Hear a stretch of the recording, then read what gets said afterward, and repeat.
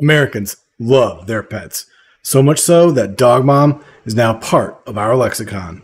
It seems anywhere you turn in an American city, there is someone walking their dog without a care in the world. But it goes even further. There are now dog strollers rolling around everywhere, and pet ownership is only going up. And along with it, spending on our furry friends. The pet industry is booming in America, and it shows no signs of slowing down.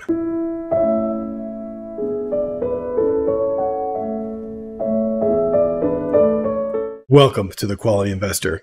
One core concept of this channel is investing in industries with long runways of growth. And if there's an industry that exhibits this concept, it is the pet industry. Not only is the industry growing, but it is also recession-proof. We'll get into the details of that in a bit, but already there is a lot to like about this industry. Industries that are growing and are resistant to recessions, well, these tend to have sales growth and predictable cash flows, traits and businesses we strive to invest in on The Quality Investor. What makes the pet industry as a whole so attractive is one simple fact. People love spending money on their pets. But more than that, they love providing the best possible health care for their pets. But before we get into it, please like this video and subscribe to the channel. It only takes a second, helps us grow, and you can stay on top of all the quality businesses in the market. People have a mentality that pets are now a part of the family, so they care for them as such. Pet insurance, regular trips to the veterinary clinic, and of course, medication. You see, people may skip the grooming trip during a recession, but they won't skimp on their pet meds. Only the best care for these little animals. And on today's video, we are focusing on a business that provides all this medicine to pet owners. We are analyzing Zoetis, ticker ZTS. Zoetis is the largest animal health business in the world. They have an estimated 28 to 31% of the market share for pet health, about double their closest competitor, which is Merck. This suggests Zoetis fits another core concept of this channel. Invest in businesses with monopolistic tendencies. We are going to look at the pet industry, both its current makeup and its growth prospects. Then we'll dive into Zoetis. What makes Zoetis a quality business? Who are its competitors? What kind of growth can we expect? And of course, is it worth adding to your portfolio right now or one to watch for later? $300 billion. That is the total size of the pet care industry. This is projected to grow by nearly 7% per year through 2032. By that time, the industry will be over $500 billion. This is a massive market. According to Morgan Stanley, this is faster growth than nearly all retail subsegments. And much of this growth is driven by the humanization of pets. It's not just walking your dog. People accessorize. They groom them. They are considered members of the family. Americans spend $1,500 annually on pets, and this is expected to be over $1,700 by 2030. Depending on the estimate, 66 to 70% of U.S. households own some type of pet. This is up from 56% in 1988. 12% own a pet that is not a dog or a cat. And the largest cohort of pet owners are millennials, at about 1/3 of all pet owners. Now, this is purely anecdotal evidence, but a colleague of mine once told me the reason her family moved away from city life in Seattle is that the city was converting parks to dog parks. Her kids had nowhere to play. In fact, millennials are 3 times as likely to own a pet than to be a parent. All these pet owners love spending money on their pets. Spending has increased 115% since 2011. It is estimated that about 30% of pet spending goes to healthcare. That's $90 billion a year. And that is the subsegment that we're concerned about today. Vet services are expected to be the main driver of growth in the pet care industry. But as demand for vet services rise, so do costs. Pet insurance is a fast-growing segment. There were 5.36 million pets insured in 2022, up from 4.4 million in 2021, which is up from 3.45 million in 2020. That is mid-20% growth per year. I mention that because vet care can be expensive out of pocket, and a big part of that cost is pet medication. That market size is about $13.2 billion. For the next 5 years, growth is projected to be 6.25% annually. This growth is driven by several factors. The first is increasing pet ownership. 34% of non-pet owning millennials said they intend to get a pet, according to Morgan Stanley. I expect this trend to continue with Gen Z as well, as people are waiting longer to have children. They will replace that void with a pet. Another factor is increase in pet health awareness. People are learning more about preventative care. It is also becoming easier to obtain medication online. These lower barriers to purchase will also increase medication spending. But the most intriguing catalyst for growth is this: 86% of FDA-approved animal drugs do not have a generic version. And this is where Zoetis comes in. Zoetis is king when it comes to pet medications. Of that $13.2 billion market size, Zoetis animal companion segment revenue is $5.6 billion at fiscal year end 2023. While the market as a whole has grown 5 to 6% the last few years, Zoetis' 5-year CAGR is 8%. They are growing faster than their market. This suggests that they're either selling premium products or capturing market share, or both. Zoetis was spun off Pfizer in 2013 and focuses exclusively on animal health. They offer solutions for pet owners and livestock with products such as vaccines, diagnostics, genetic testing, and medicines. They operate in over 100 countries across the globe with two primary segments. Those segments are the companion animal segment and the livestock segment. The companion animal segment is the largest, accounting for 2/3 of total revenue. In the past, I have fallen for the allure of pharmaceutical companies. It was the high-yield dividends and promise of the drug pipeline that seduced me. I learned, however, that pharmaceuticals had some major flaws. The first is patents. While patents do protect drug makers and provide a moat, it is a limited moat. Patents have a finite life, and once the patent ends, generics rush into the market, destroying profit margins. This gives pharmaceuticals a commodity-like quality. The other flaw is innovation. Drug companies must constantly innovate in order to keep their competitive advantage. This requires massive R&D budgets, which may bear fruit at a 10% rate or so. It is very difficult to compound cash flow during the years of searching for the next blockbuster drug. Zoetis, while a pharmaceutical company, is a bit different. The animal health industry is already highly regulated, creating strong barriers to entry.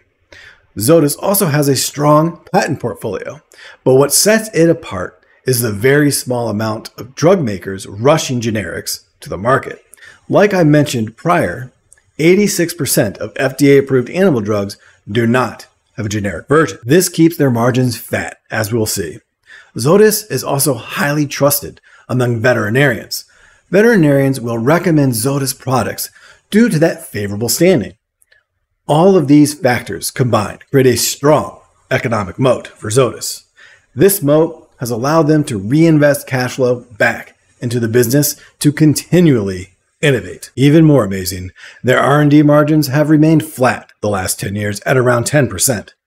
All of this points to the monopolistic-like qualities of Zoetis. Right away, when we look at Zoetis' fundamentals, we can see that compounding effect that they have had on the business. Every metric that we want to see has steadily increased over the last 10 years. Even their trailing 12 numbers are up year over year. You can see that that revenue has grown at a pretty consistent rate here, about 6 to 8% over the last 10 years. But where they really excelled is in increasing their operating income at a faster pace than revenue. That means they're controlling their expenses while still increasing their sales. You can also see they pay a very healthy and increasing dividend.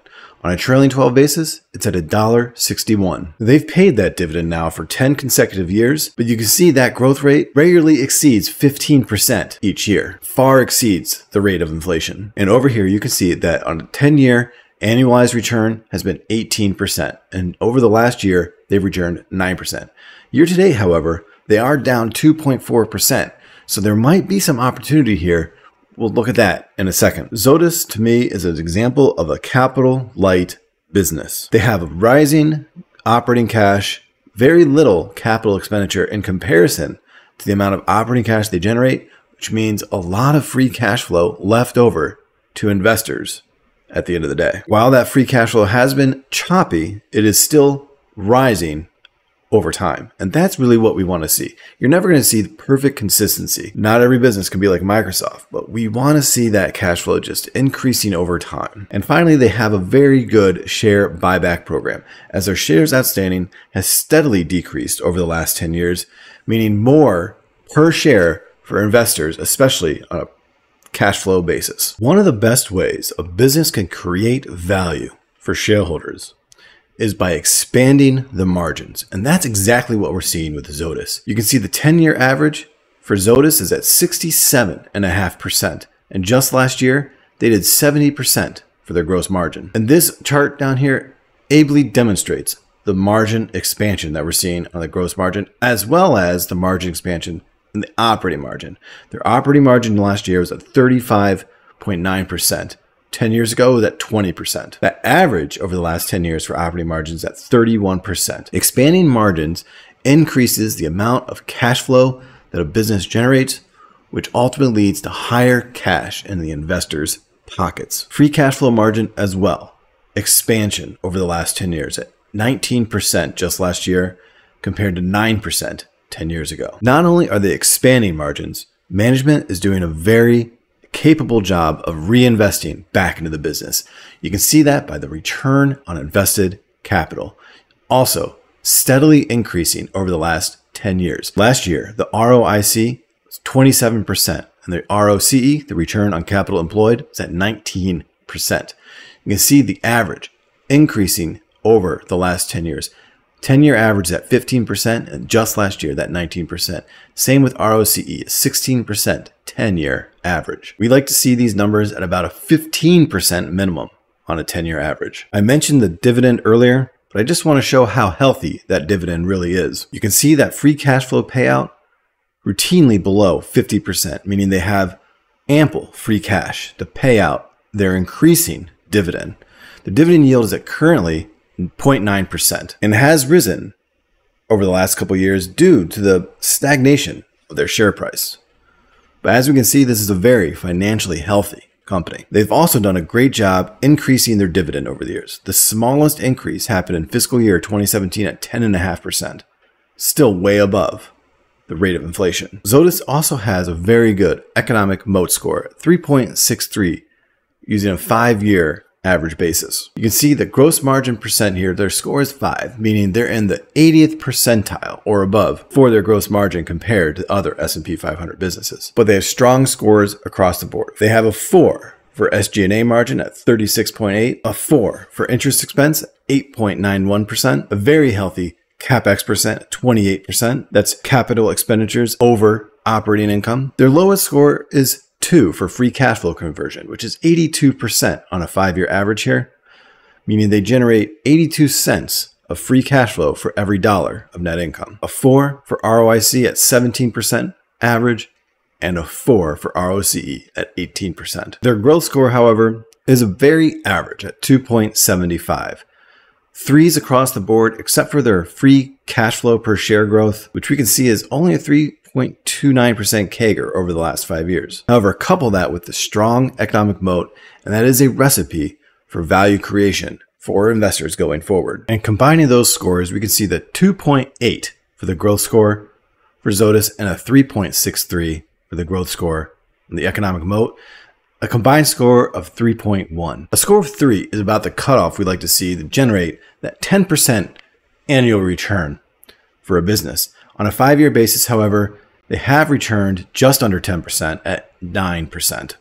So a little bit less than we like to see there. However, if we look at it on a 10-year basis, we can see a 3 for the growth score and a 3.58 for their economic moat, total score of 3.23, and a very healthy 18% return over the last 10 years annually. On a 3-year basis, things will look a little bit worse. They have a 2.95 total score, and they've actually have a negative return on the 3-year basis, just under 1%. So they're in a bit of a lull phase right now. So knowing that Zoetis is a very financially healthy company, has a strong track record of growth and a strong runway for growth in the future, is Zoetis worth buying right now? So let's start with what the last few quarters for Zoetis have looked like.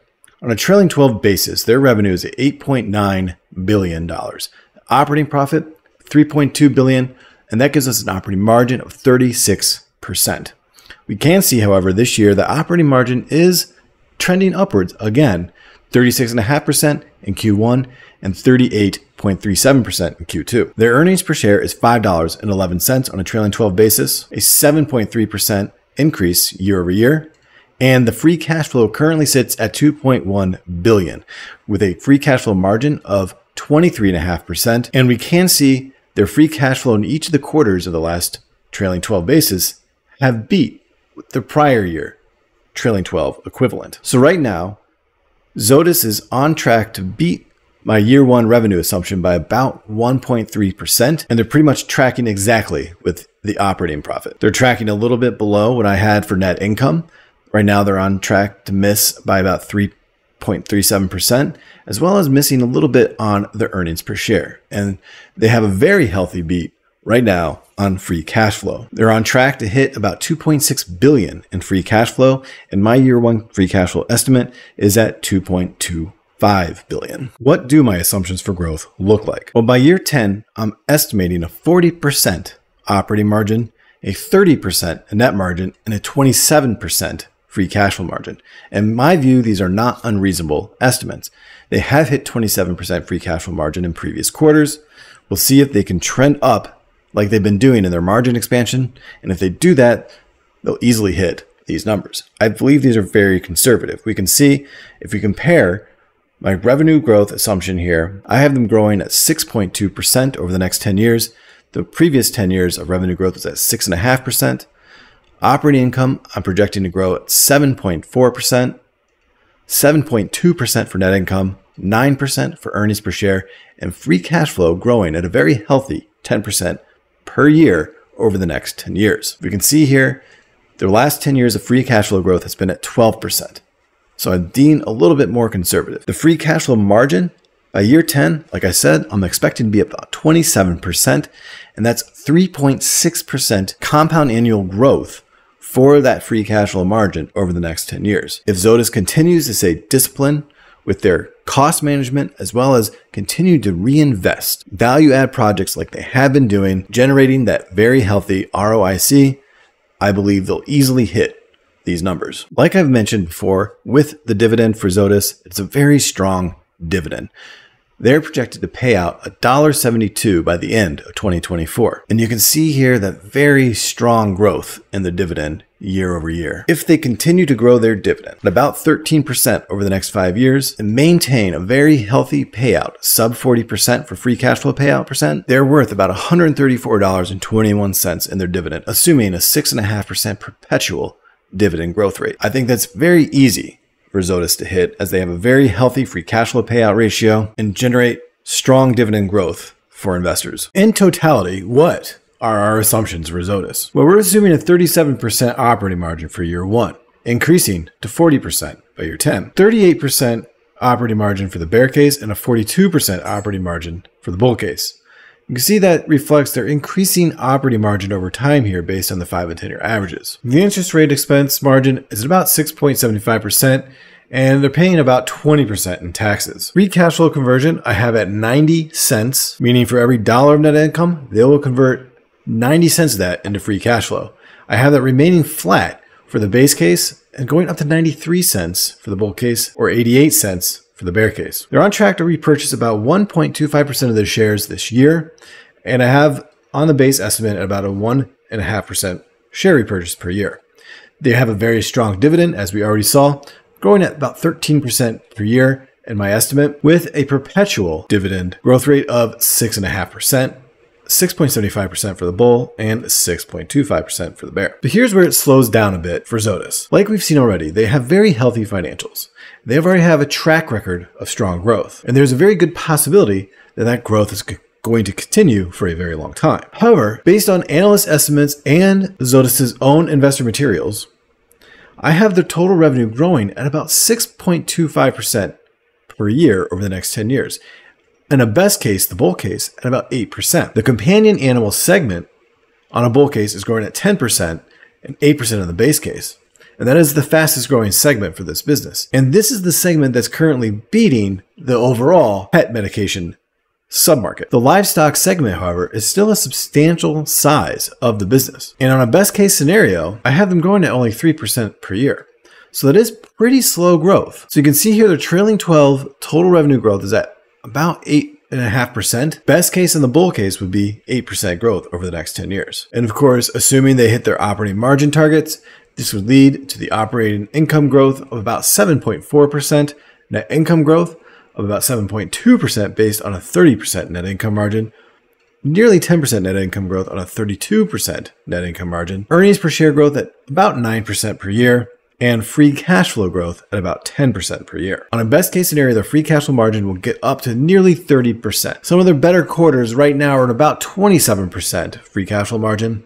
So it's not unreasonable to expect growth up to about 30% there. So how does this all translate into what they're worth today? As of market close today, Zoetis is trading at $190.99. They currently have an earnings per share of $5.11 and a PE ratio of 37.4.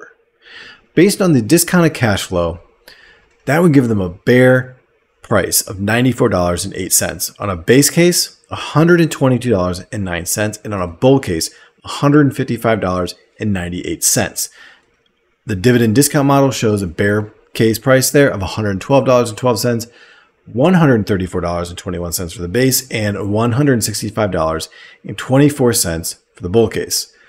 The current exit multiple sits at $173.74. The comps I'm using for Zoetis are Haleon, Takeda Pharmaceutical, Viatris, Neuro, Crane Biosciences, Catalent, Lantheus Holdings, and Dr. Reddy's Laboratories. That brings our valuation average for the bear case to $118.51, $138.03 on the base case, and $162.73 on the bull case. As you can see, a lot of downside here. If they hit their bear case, it's a 40% downside. On a base case, it's still a hefty 27% downside, and even a 15% downside on the bull case. Without any margin of safety, that gives us a current buy price of $139.33, or a forward PE of 25. And we can see right now their forward PE is at 34.3, which is actually below their 5 and 10 year average. In fact, their current PE ratio is below their 5 and 10 year average. So despite the very strong financials, their cash flow growth over the next 10 years, even if it grows at nearly 10% per year, gives me pause about investing into this company now. I don't see a great reason to justify that 37.4. They have a good moat, but I wouldn't say they have a rock solid moat. They do face competition from more traditional pharmaceutical makers, most notably Merck. And Merck is actually the second largest pet medication manufacturer. That is pretty stiff competition. And additionally, I don't think their revenue growth right now justifies that high of a PE. Maybe if it was closer to a 10%, if they could do 10% per year revenue growth along with expanding their margins and continuing to invest in those projects that are generating that high ROIC, that could bump up that free cash flow to justify their current share price. And I would want at least a 20% margin of safety on this. And that's at $111.46 at a 20% margin of safety. I would have to see that price come down substantially for me to want to put my money into Zoetis. And this is a business that I really do like. They've been on my watch list for a while. I would love to invest in them. I think they do have a lot of the great requirements that I look for. But right now, I just don't think they're at a reasonable price. So I'm going to continue to watch Zoetis. I do like a lot of things about this business. And once that share price comes down to a much more reasonable range, I will certainly consider adding them to my portfolio. Thank you for watching today's video. And if you've made it this far, go ahead and subscribe to the channel. Thank you and happy investing.